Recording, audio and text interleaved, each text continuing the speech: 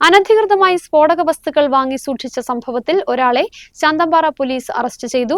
പൂപ്പാറ പടിക്കപ്പാടത്ത് ബിജു മാണിയാണ് അറസ്റ്റിലായത്.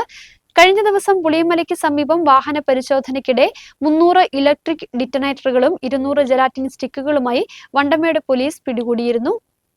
അനധികൃതമായി സ്ഫോടക വസ്തുക്കൾ വാങ്ങി സൂക്ഷിച്ച സംഭവത്തിലാണ് ഒരാളെ ശാന്തമ്പാറ പോലീസ് പിടികൂടിയത്. പൂപ്പാറ പടിക്കപ്പാടത്ത് ബിജു മാണിയാണ് അറസ്റ്റിലായത്. കഴിഞ്ഞ ദിവസം പുളിയൻമലയ്ക്ക് സമീപം വാഹന പരിശോധനയ്ക്കിടെ 300 ഇലക്ട്രിക് ഡിറ്റനേറ്ററുകളും 200 ജെലാറ്റിൻ സ്റ്റിക്കുകളുമായി വണ്ടൻമേട് പോലീസ് പിടികൂടിയ ഈരാറ്റുപേട്ട നടക്കൽ കണ്ടത്തിൽ ഷിബിലി, തീക്കോയി, നടക്കൽ വെള്ളാപ്പള്ളിയിൽ ഫൈസി എന്നിവരെ ചോദ്യം ചെയ്തപ്പോൾ ലഭിച്ച വിവരത്തിന്റെ അടിസ്ഥാനത്തിലാണ് ഇവർ സ്ഫോടക വസ്തുക്കൾ വിൽപ്പന നടത്തിയ ബിജു മാണിയെപ്പറ്റി പോലീസിന് വിവരം ലഭിക്കുന്നത്. തുടർന്ന് ശാന്തമ്പാറ പോലീസിന് ഈ വിവരം കൈമാറി. ശാന്തമ്പാറ SHO AC മനോജ് കുമാറിന്റെ നേതൃത്വത്തിൽ നടത്തിയ പരിശോധനയിലാണ് ബിജു മാണിയുടെ വീടിന് സമീപത്തു നിന്നും 98 ഇലക്ട്രിക് ഡിറ്റനേറ്ററുകളും 46 ജെലാറ്റിൻ സ്റ്റിക്കുകളും കണ്ടെത്തിയത്. പ്രതിയെ കോടതിയിൽ ഹാജരാക്കി.